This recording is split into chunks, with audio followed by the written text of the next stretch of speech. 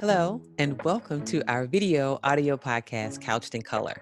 I'm your mental health expert, teen and young adult crusader, and psychological scientist, Dr. Alfie.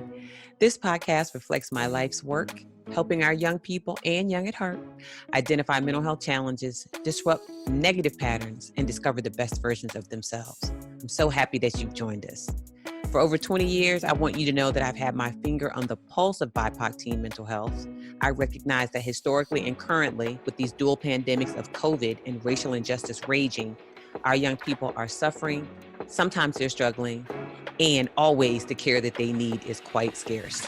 So each week, I'm joined by young people, mental health experts, celebrities, and influencers to help us uncover the secrets to healing the hearts and minds of our BIPOC teens, their families, and their communities. Here at Couched in Color, we believe deeply in spreading love and light, bolstered by culturally relevant science. So let's dive in.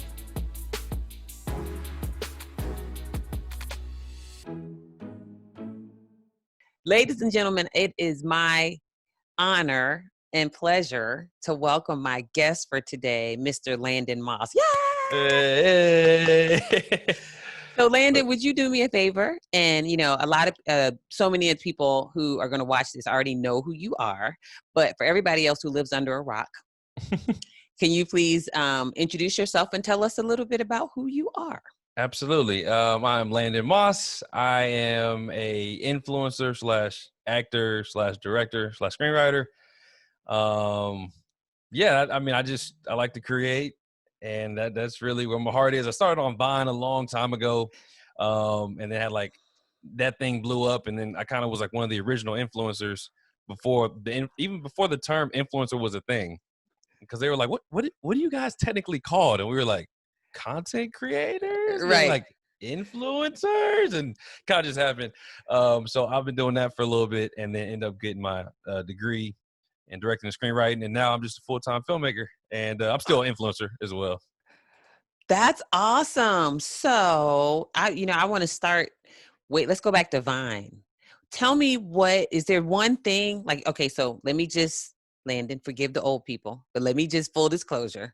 I never really got into Vine. I know what it is, right? I know what it was. And Right. I knew some folks on it because I got teenagers, but I didn't really know a lot of folks on it. I can think of one person. I'm not going to say their name because you'll be like, they weren't on Vine. So I'm not even going to embarrass myself. They might But, be, you know. right. But tell me, like, how did you get started in that? And then what I always like to hear, what was the one thing that you can point to where you say, oh, yeah, now things are different. Like it just kind of like exploded.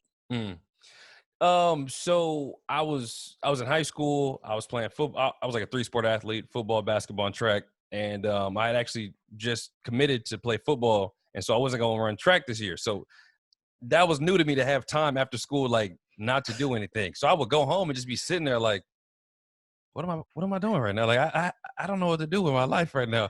And then one of my friends from back in Kansas, because I was in Virginia at the time, and Okay. he was like, yo, there's this app called Vine. You got to get on it. And I was like, I guess. So I got on it, just made some little goofy videos.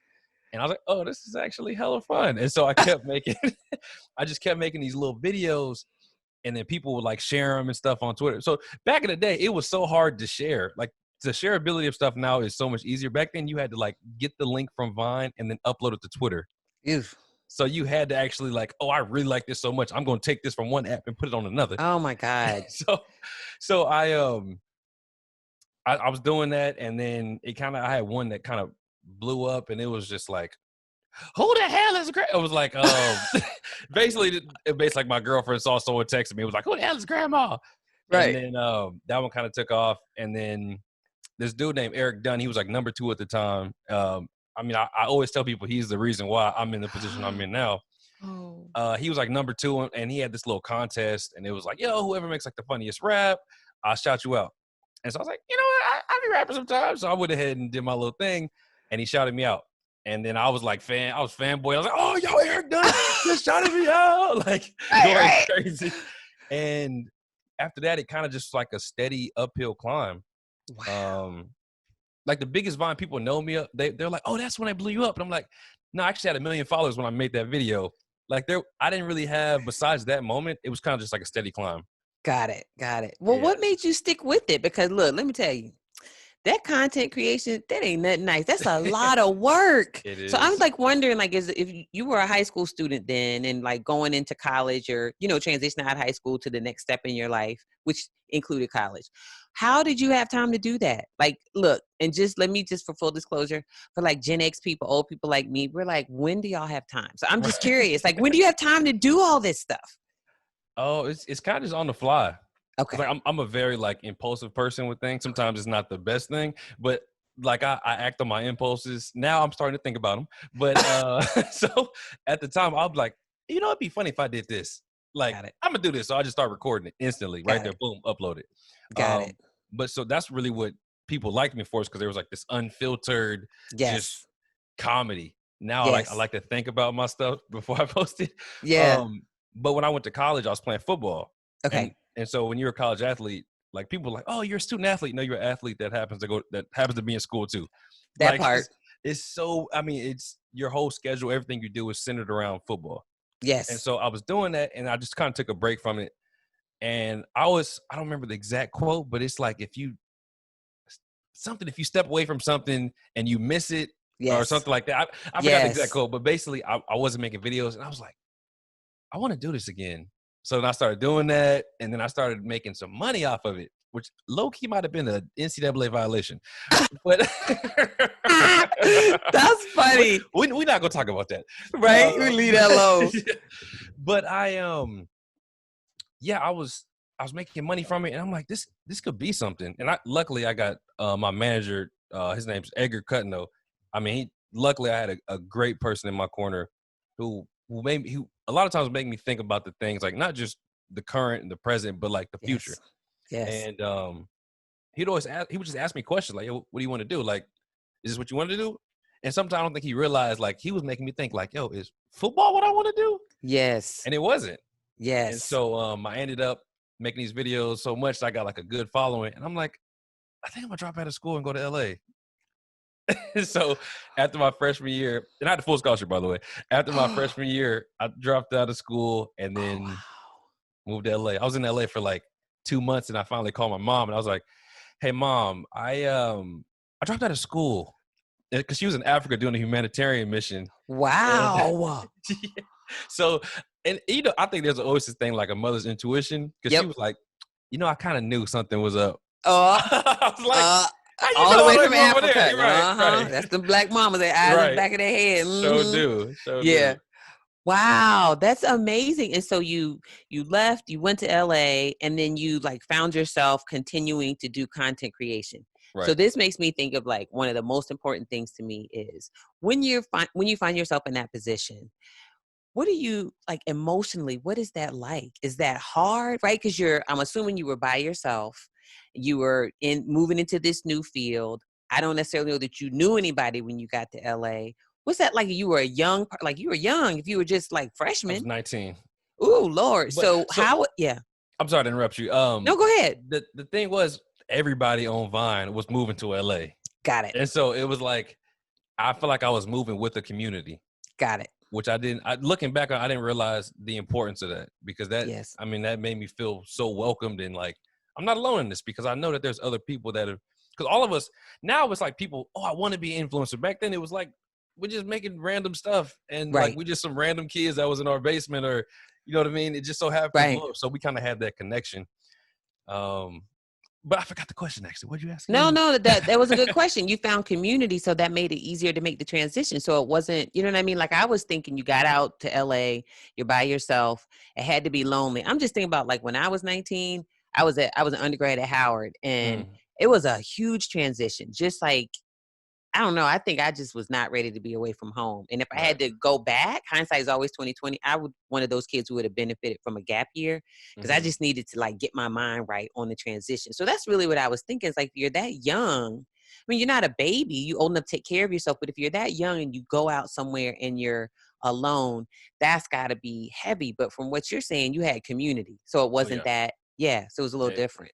Oh, yeah. I would just say I was one of the luckier ones. All of us were kind of lucky to be able to come out here around the same time frame. Within like the same 3 months, a bunch of us moved out here.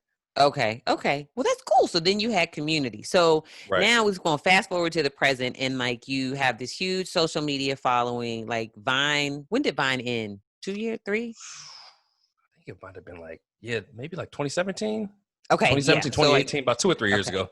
So Vine ends. Now you got to make another transition. So Right. was the transition already happening? I guess I'm just trying to like think about the trajectory that brought you to here. And then I want to talk about this one video that you made that like really kind of overwhelmed me. And I was sitting there, I think I was crying. I'll tell you what it is in a minute, but I'm just curious about like when you had to pivot. Because I think what's one of the things that's important about my podcast is I want young people to hear that you might be on one path. And sometimes that path is not a straight path. Do you know what I mean? Right. And everybody's path is not straight up like a rocket ship. Sometimes it's more like a roller coaster, right? Maybe it's a baby roller coaster, but it's more like a roller coaster. So I'm just curious for you being 19 years old, and then you know, we fast forward a few years and now Vine is over. Did you have a moment where you were like, oh crap, what am I going to do? Or no? Well, it's so a lot of people think like Vine was in its peak and then it died and everybody was like, whoa, what just happened? But the truth of it was nobody was using Vine for about a year or 2 years. Got it. And so like when it was announced, it was still like, oh, that sucks. But it was like, we don't really use it anymore. Got it. Because they weren't paying influencers. Got it. And it's like, how do you have people working? I mean, I know it's a little different than like technically working, but the reason why Vine was what it was because of the creators. Right. And I think that's why TikTok's doing so well is because they took note from that. Like, oh, we're going to take care of our creators. Got it. Vine didn't want to do that. But when luckily people would like follow me on my Instagram and stuff. So I was able to maintain like a core group from that Vine following.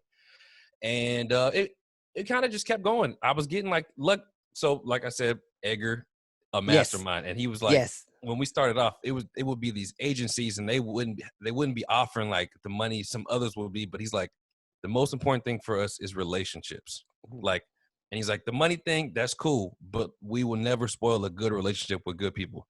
And so like one of the companies we worked with ended up being bought by Twitter. And so like one of the biggest influencer marketing companies now, and they still bring us deals because we were working with them, you know, when they didn't have a huge funding or whatever. Yes. So yeah, that was, luckily that's kind of like what's been going on. Still been working with them and a couple other companies we worked with a long time ago. That's awesome. That's awesome. All right. So you just raised all these wonderful points about what it means to be like, before you were influencers, you were influencers. Before it even had a title, that's what you all were doing. Right. So I hear a lot of conversations, and this is kind of how you and I connected, like through social media, through Instagram. And I hear a lot of content creators.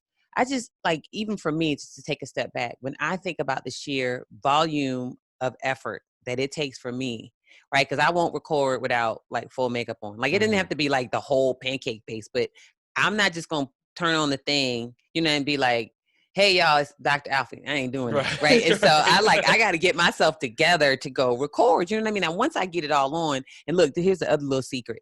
People are going to laugh because now when they look at my videos, they're going to remember that I said this. You'll see me in the same outfit because I'm doing like 2 or 3 hours worth of recording at one time. Because I'm like, I'm putting this makeup on one time. Right. When this makeup come off, I'm not doing nothing else. You know what I mean? It's like, right. I just got to make it work. So I know how it feels for me and how heavy it feels for me trying to record like a video podcast and then content and then go do an interview. Do you know what I mean? Like all in one day. For you and for other content creators like you, people who really do this, like this is your job. Do you ever get overwhelmed by just the sheer volume of it and like just emotionally drained? And if so, like, what do you do? All the time. So when I was younger, I think the most overwhelming thing for me was feeling like I had to be what other people wanted me to be. Like I feel like I was like a caricature of myself because I had this persona that I had started off on when I was unfiltered and everything. But the more older I got, the more I learned, the less I was like, okay, well, the more I was like, okay, maybe that's not exactly what I like putting out into the world. And so it was like this whole dilemma of when I put stuff out that I liked and that I felt aligned with me, it wasn't getting the same feedback as something else that was like, Oh, but what do we, chucking and jiving. And so it was messing with my like mental and everything. Even when we talked at that time, I was still in this space of like, oh, I was so concerned about the numbers because I wasn't sure. Like, look, now I feel so much more like grounded Yes. in who I am. And I feel like I'm really walking, in the path that I'm supposed to be walking in. And I'm Yes. doing exactly what I'm supposed to be doing. And you said something that like whoever is supposed to see it is going to see it. And since then that helped, like that's my mindset with so much now. Like I never told you that. Thank you so much for saying that. That really helped me a That makes me lot. so happy. Oh my God. Thank you for that. Thank you. But yeah, it can get overwhelming too. And then like feeling like you have to be putting stuff out every day or like every other day or sticking to a schedule, which helps. But at the end of the day, people are there to watch you. And you don't want to give someone like a half filled version of yourself because you are so overwhelmed and boggled down with so much. Yes. Um, Yes. so I think it's just really the thing that I would say to like younger content creators or whoever's coming up or anybody that wants to pursue content creating is just take care of yourself and then be honest with yourself because people can see authenticity, and there's always an audience for everybody. I always tell Oh people. my God. That's beautiful. I'm so glad that something I said was useful. And what I'm going to take away from this is that the authenticity piece, right? I feel like not just young people, but everybody needs to hear being your authentic self. I think it's like this. Sometimes it's almost like jumping off a cliff. Like you're going along doing what everybody else wants you to do or what you perceive everybody else wants you to Right. do. And you get like, I think often, like you said, you get positive feedback for that, right? When you were talking, I just kept thinking about Dave Chappelle. That's like just kept running through my mind. And so it was like, now I'm gonna be honest, my spouse and I were obsessed with Chappelle's show back in the day when it was out. It It's a was like, we classic. did not, oh my God, it was fantastic. But, I remember him talking about something similar to what you said. It was like, it stopped being about me and it was like their image of me. They had Right. an image of me that they wanted and they wanted people to consume that. And I didn't want to be that anymore. I was like continuing to grow. So that's what I thought of when you were talking. And I think it can be really challenging, going back to that analogy, going off the cliff, like you're going along and you're doing what everybody else wants or what you think that they want. And then you hit this crossroads and you're sort of like, I don't want to do this anymore. Like I'm growing, right? I shouldn't Right. be at the same place today that I was a year ago, because that means Right. there's been zero growth and that ain't cool, right? We always want to grow. And so you get to like the precipice and you're standing and you're looking and it's kind of like, okay, now I got all these benefits from being this person. What's going to happen if I switch? Right. Was there something in your mind or something inside of you? I know you said that one little thing I said was helpful, but what was it that made you decide, I'm going to pursue what I want to pursue and I'm going to be okay with that? And I kind of don't care what other people say. Was there something that happened or this internal dialogue that you had? What was it like for you? I think it was a couple different things. I kind of was like in stages. I put out a video a long time, like maybe might have been 2016. But it was called Cherish Every Moment.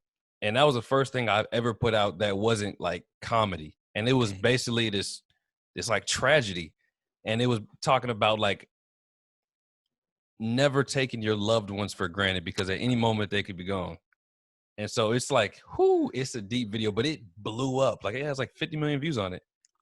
And so someone else posted it that someone else posted the one that got like 50 million views. But anyways, I'm not mad. Right. It got it right. Like it's all good. Okay. But putting that out there, I was like, I resonated with people. I made something that resonated with people and it didn't have to be comedy. Yeah.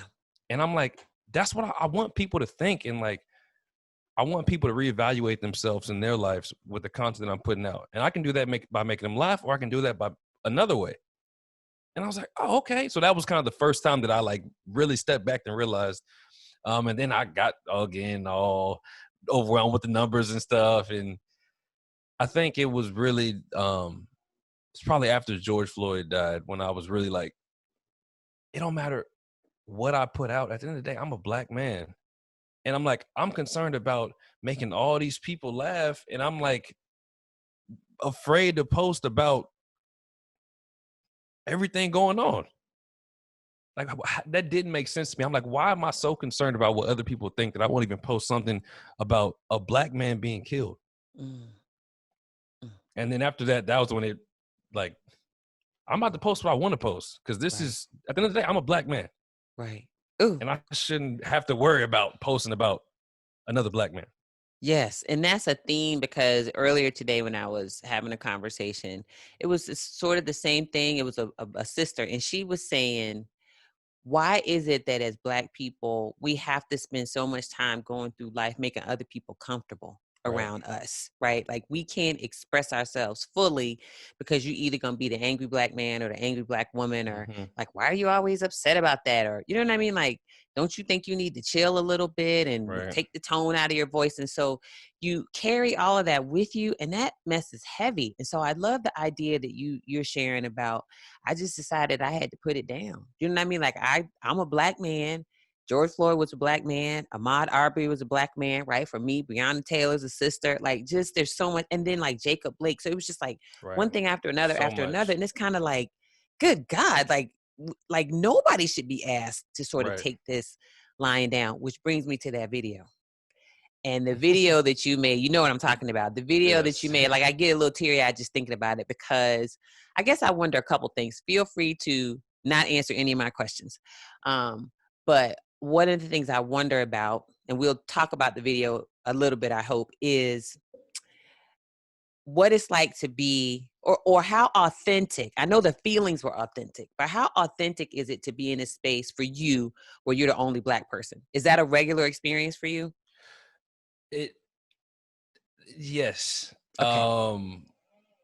And it's weird. Me and my sister talked about it on our podcast. Was like, I I was so regular that I felt uneasy around a lot of Black people. Like, because we moved and we up in Virginia, we went to only public school in the city, and it Right. was in Alexandria, and so Yep. I would feel uneasy around other Black people because I'm like, am I Black enough? Right. Like, I've been around white people Right. so long, and then it was like when I'm around white people, I was uncomfortable too, because it was like, I'm Black. You know what I Right. mean? And so Right. and then that video was actually based on. So I lived with 3 white guys, and something Okay. something like that happened. I mean, so one of the guys, the one that was like, it's not that. That was based Yeah. on social media, so that wasn't actually Okay. based on Got my it. roommates. But one of my Got it. roommates was super passive. Like he Right. would be like, I want to go to the protest, but I mean, like, what's he really gonna do? And Right. then the other one was like, dude, you're you live with us. Like, how's that me being racist? Like, I can't. Right. Right. And I'm like, dude, that doesn't. And so it would be like, no matter what I said, I just felt like I couldn't really say what I wanted to say. Oh. And so it was like this constant wait. And I remember we were literally having a barbecue, and I'm sitting there, and it was, I think it wasn't Jacob Blake. It was earlier than that. It was, I Okay. think it was after George Floyd. Okay. But I'm just sitting there, and I'm like I'm not even there. I'm sitting at the table, and they're all. And then when I looked around, I'm like, they're not even bothered by this. They're, Mm. and I was like, they're sitting here, they're barbecuing, having a good time playing music, and all I'm doing is replaying the image of George Floyd in my head. Yes. And I think that's when it really settled. And I'm like, I can't be the only one that feels like this. Yes. Like, being Black in a white space, I don't think that's something that nobody who isn't Black can understand. It's such right. it's a crazy feeling. Yes. To be, Totally. you're there, but you're not there. Totally. It's that whole thing, the old book, The Invisible Man, right? And it's just Right. like, or there's another one, The Spook Who Sat by the Door. It's like you're there, but you're kind of not there.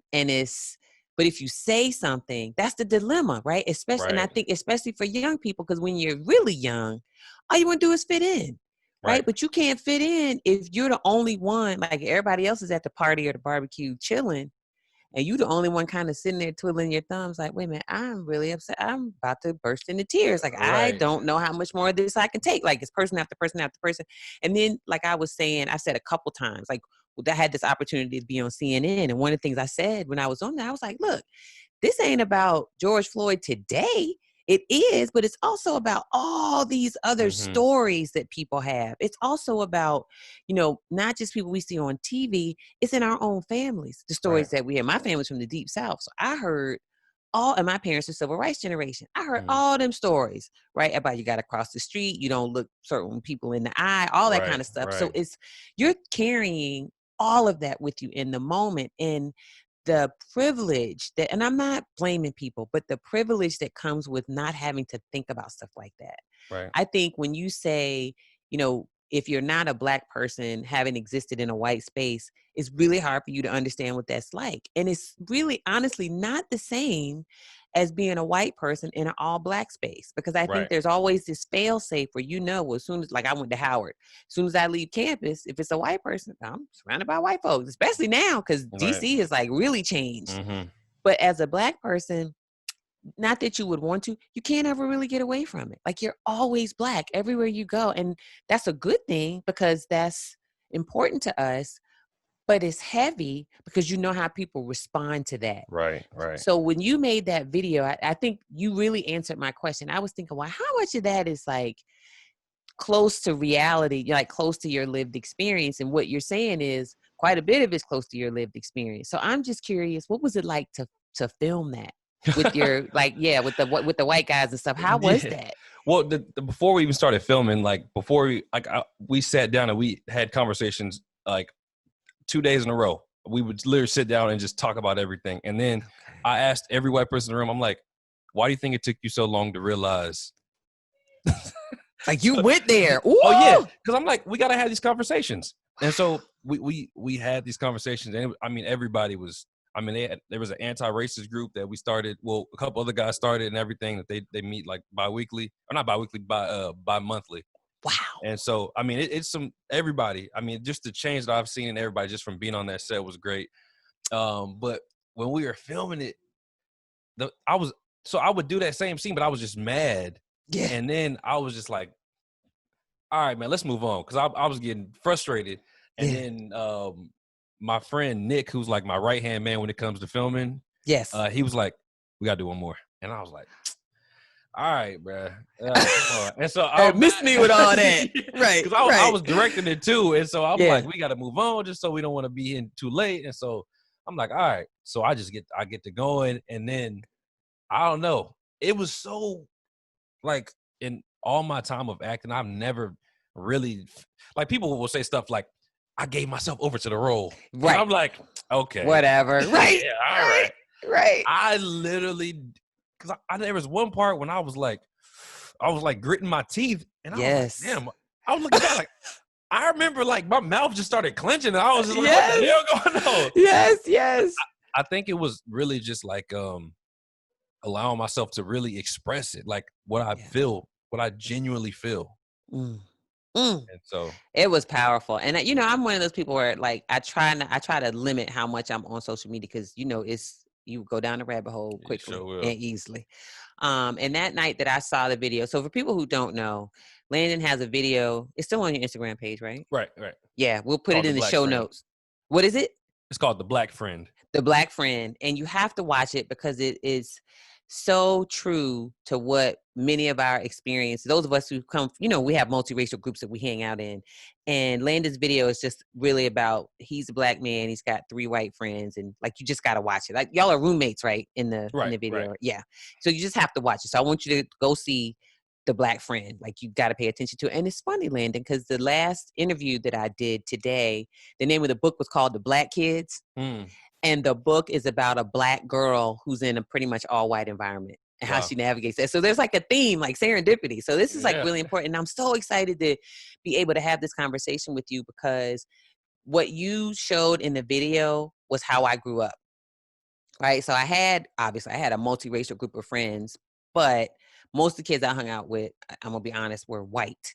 And for you to do what you did in the video was what I wish I could have done with them. So, so it really is cathartic and healing because I'm like, Then I'm like, let me call some of these people up and like Joe and this person and Greg and that person. Well, Greg actually was real cool. Me and Greg is a white guy I grew up with, and he was an angel. I loved him. But anyway, he had his own point of marginalization, right? He's an out gay man. Back Mm. then, I'm not sure that he was out. Hope I'm not divulging anything. So I think that there was a strong relationship because he had his point of being marginalized. I had mine. You know what I Right. mean? We were able to connect. But he was rare. Like a lot of the other white kids, no shade, Green Run High School, I'm letting y'all know, were not really they weren't in that headspace. So to watch what you did with the video, it was healing for me because I was like, okay. So, and you tell me if this is accurate, if this is something that you anticipated Black folks would get from it, that there's a way to, like, you can sit on those emotions, but you can't sit on them forever, right? And they're Right. going to bubble and bubble and bubble. And then Mm-hmm. eventually they're just going to come out. And when they come out, you owe it to yourself to tell the people you care about, this is how I'm feeling and this is what I need for you to do. Was that part of Exactly. what the message was? Yeah, absolutely. Yeah. Absolutely. I Yeah. mean, So go ahead. I'm sorry, I was just gonna say that there's no. It's just crazy to me. Like when we, it wasn't really a blow up. We had to sit down when we actually had Yes. that conversation, but Yes. it was just like they didn't even know about it. Yes. And that's the part is like in the short, it's like, Yes. I got to get this out and that's it. Like, yes. you know what I mean? Y'all take it whatever, but I'm letting y'all know how I feel. Yes. But I don't know. It just blows my mind that like how white people can be unaware of everything going on. Yes, so unaware. And I hear a lot of people say, I've done quite a bit of anti-racism training for this board that I sit on. And I have to remind myself, and if they hear this, they're going to laugh at me because they're going to know exactly what I'm talking about. And I can be sitting in some of the trainings and listening to what people were talking about or what they're teaching us. And I'm thinking to myself, who don't know that? Mm-hmm. Who don't know? Wait, what? Who? What? Tuskegee? Right. Wait, what? How you don't know that? Right. And getting annoyed because I'm like, but to your point, it's a privilege to not have to know that stuff. Do you know what I mean? Like for some people, I think what I would say is probably queer LGBTQ folks say the same thing about heterosexual people, right? Right. Or cisgender people. It's like, who don't know this, right? Like, what's wrong with you that you don't know this? So I understand that, but sometimes it's infuriating, right? Yeah. Like, how do you not, what are you talking about? Like, there's this one, I don't even remember where I saw it. It was like a TED Talk or something where a person was saying, other than, and they named the biggies like Michael Brown, Tamir Rice. They said, name me 5 Black people who've been killed by police. And people just like, Couldn't do it. no. And you ask a Black person, we like running them down. Do you know what I'm saying? Right. Going back 5, 10, 15, 20, like 60 years to Emmett Till. Right.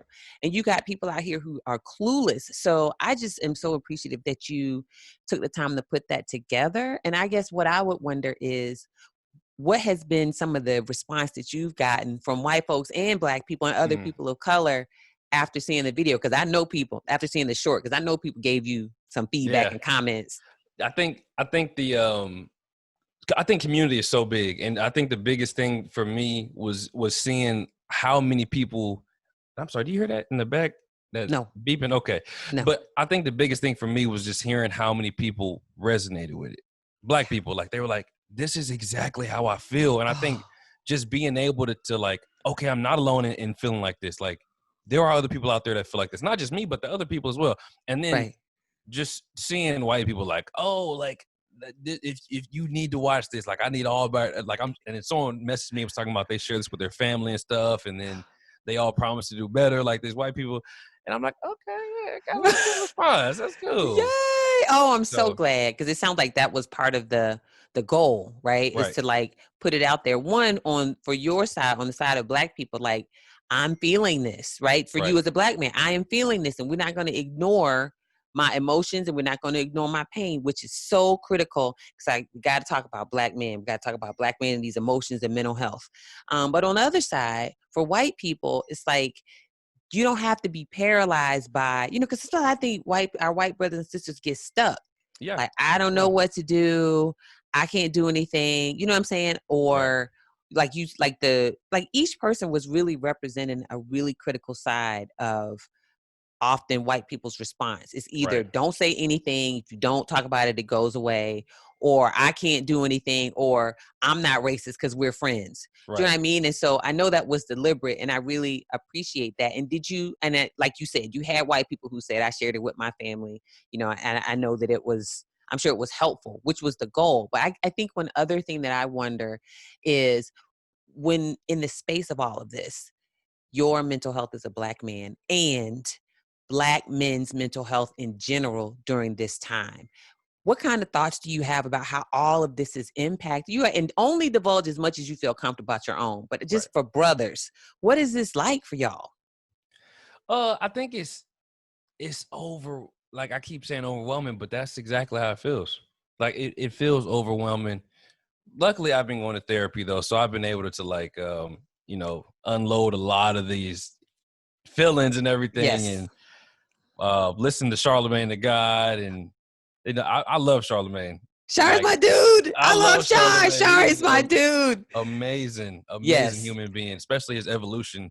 It's just been great to watch. But it's been a lot of times I'll find not a lot of times, not as much, but I will just find myself being angry. I would just be mad, and I think really with the election and everything going on and everything leading up to it, I would just be so angry.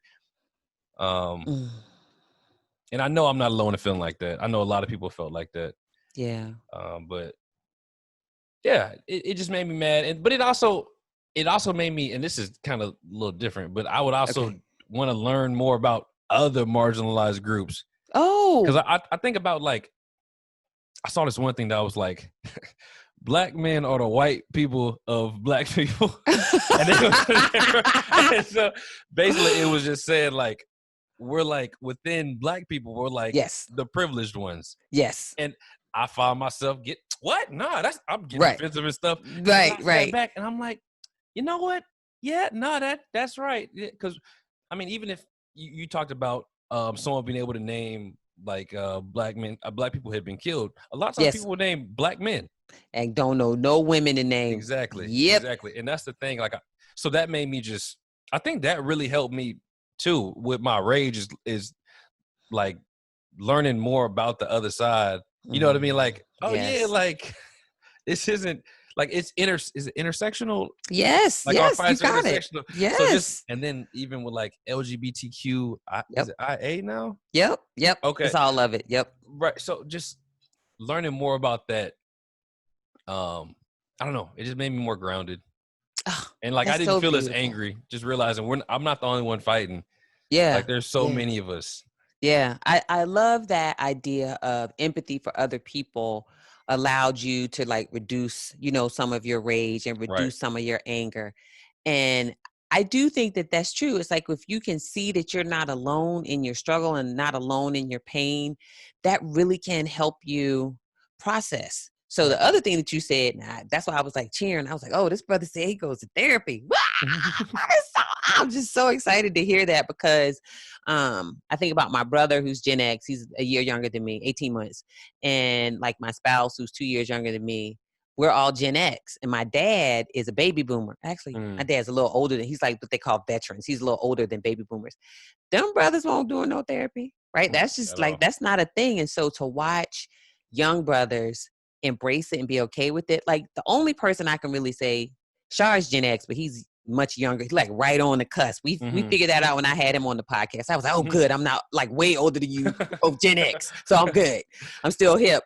But like I was seeing something today on Instagram, like somebody was reposting Jay-Z, right? Now Jay-Z and I are basically the same age. So to see somebody like Jay embrace it, I'm telling you, never in a million years. Like when I started doing this 20 years ago, there was no way you could have convinced me that somebody like Jay-Z or a Shar or even a Landon would be out here saying, I go to therapy and I'm okay with it. So I'm just curious as we sort of wind down a little bit, what do you think has changed for Black men where Black men are more open either to going or to talking about it publicly? What's different? I think people tend to people like Charlemagne talking about it, like, okay, so Charlemagne said this, all right, so I guess it can't be that bad. But, but I also think it's just seeing the healing. Like I think when you see, like, for instance, my sister was really the reason why I started going to therapy. Like just seeing her, how she was, like, I'm like, you're not getting as like, like she was so aware of like, I mean, just her self-awareness was just, I was like, damn, that's amazing. She was just like, I'm telling you. And so what she would do was tell me like the benefits that she's seen from therapy. Yes. And then like I was so anxious, I was like shaking when I was like reaching Yes. out to therapists, because I mean there's always been this stigma around it. Like even when Yes. I told my dad, like he said, "What you doing?" I was like, "Oh, I just got done my therapy session." She was like, "What are you going to therapy for? You ain't crazy." I'm like, Right. I know. That's Yeah, I know I'm it. not crazy. I was like, I know I'm not crazy. That's why I'm going Right. to therapy. Right. Um, Oh, but even just the conversations with him, like yeah. since I've been, because before I was kind of nervous to tell him I was going to therapy. Yeah. I don't give a damn now. Right. And the tone in his voice, I've heard it change. I'm not saying, I don't know if he'd be like open to going to it. Right. And I never would be like, Dad, you need to go to therapy. Right. But I always tell him like the benefits that I've seen since I've been going. Oh God, that just makes my head want to pop up. That is so amazing and just so beautiful, and such a wonderful way to like come around full circle and come to the end, because I want young people, part of why it's important that this is a video and audio podcast is because they can see you, right? They can go to Instagram and see like the hundreds of thousands of followers that you have. They can hear you say there are people that you admire, like Shar, shouts out to Shar, right? Who go, and it's okay. Right. And then they can hear you say how you've healed from it. Right. And so that's why I try to be really open with people about my anxiety. Like, I'm just like, look, y'all need to understand it's in my family. I'm not going to hide from it. The only reason I'm functional day to day is because I meditate. Right. If I didn't meditate, I would have to take medication, which would be okay. Right. But I like the meditation. And I love anybody who needs medication. I say to my young people all the time, go get your meds. Just get somebody culturally competent to prescribe for you, and always do it in conjunction with psychotherapy. Like, don't just take the meds and think that that's going to fix, because there's no such thing as a happy pill. So I think, but one of the things that's so valuable to hear you say is that you're open to even talking with your dad, right? Because sometimes, it's not just the parents who teach the kids. The kids teach the parents. I know I learned a lot from my 16 and 14-year-old, and it's just really important. I want young people to also hear that you can share your whole self with people you care about, even the things that feel like scary and you don't know how they're going to respond. And when they love you, maybe they won't be like, oh my God, let's go to therapy together. But at least they will be receptive to hearing you talk about your experience. Like you said, your dad's whole tone change. So maybe one day I'm going to get you to talk to a couple of men, not my spouse, in my family, so they can acknowledge they got some stuff they need to work out, and they can go get some too. But I'm just so grateful to you for being so open and sharing. So what I want to ask in closing is, where can people follow you and find you? Because I want them to go, and then tell them everywhere, or tell them the name of the short again that you just did, because I feel like it's really important. Thank you. So yeah, you can follow me on Instagram at Landon Moss, LandonMoss. I'm also on TikTok, same at Landon Moss, and then Twitter, which I don't really use as much, but _ Landon Moss. So I'm on those three things, and then also the short film, The Black Friend. You can find it on my YouTube channel. Just search Landon Moss, The Black Friend, and it's also, if you scroll down a little bit on my Instagram, it's on there as well. Awesome. It's about 10 minutes long too. So, and it's worth it, y'all. I'm telling y'all, go watch the whole 10 minutes. For our white brothers and sisters, share it with all the black and brown people that you know, and share it with your white brothers and sisters and family members. Like, just share it with people, because it's really important. I think it's very valuable, and it makes, I can say for me, for many of us who are black, it makes us feel seen. Right? It gives you some insight into what these conversations could be like if you get them right. And it also gives, I think, our white brothers and sisters some good tips on, at the end, what's a good way to take action? What can you do to be supportive of that black friend or that brown friend that you have? So Mr. Landon Moss, thank you, sir, for spending time with me. It has been a pleasure. I'm loving everything that you're doing across all your socials. I aspire to your greatness. Thank you for having me. This is fun. This is really fun. Of course, of course.